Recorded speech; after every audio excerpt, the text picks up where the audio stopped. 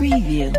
सुभद्रा योजना टंका पाई नथिले देखंतु एबे आउ के बड़ अपडेट आसुछि पुणी प्रभाती आश्वासना अंडर प्रोसेस देखाउथिबा हिताधिकारी पई बड़ खबर।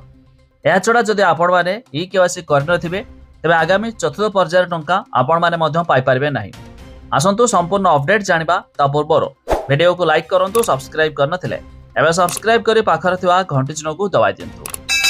पोर्टल रे अंडर प्रोसेस देखाउथिबा सुभद्रा योजना हिताधिकारी पई खुशी खबर। सेमानक आवेदन जांच सरिले चतुर्थ पर्याय सुभद्रा टंका दियाजियो बोली कहले उपमुख्यमंत्री प्रभाती परिडा। तेबे केवासी जांच समस्या थिबारु एबे एही 5,11,000 आवेदन करिथिया महिला को आउ एक सुजोग दियाजिबो। तेबे ओटीपी जरिया रे केवासी करिथिले भी बायोमेट्रिक जरिया रे केवासी करबाकू उपमुख्यमंत्री अपील मध्य करिछथि। तेबे केवासी अपडेट होई नथिबारु अटकिछि सेमानक एही पर्याय आवेदन। तेबे एही सबु केवासी जांच परे चतुर्थ पर्याय सुभद्रा टंका दियाजिबो। एछड़ा कॉमन सर्विस सेंटर बा जनसेवा केंद्र रे केवासी जांच करि परिबे।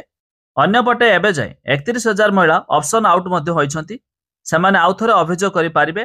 सेमानक कथा भी विचार करा जिवो। ते पोर्टल जरिया रे अभियोग करबाकू अपील करछंती उपमुख्यमंत्री। ते बातिल होइथिबा 2,81,000 आवेदन 15% एबे भी जमी समस्या पई आवेदन पड़ी रहिछि। तबे एही पर्याय रे 20 लाख रु अधिक हिताधिकारी को सुभद्रा टंका मिलियो बोली से मध्य कहिसंती। तबे जानि रखंतु जदि आपणकर अंडर प्रोसेस रही खूब शीघ्र संशोधन हेबो बा अप्रूव हेबो मध्य आपणकर। एहा छडा आपण जदि ओटीपी जरिया केवासी करछंती एमिति कि बिल्कुल केवासी करनाती तेबे आपण मध्य बायोमेट्रिक देकी एबे जेकोनसे जनसेवा केंद्र हो किबा मो सेवा केंद्र को जाई बायोमेट्रिक साहाय्य रे ई केवासी कराय दियंतु।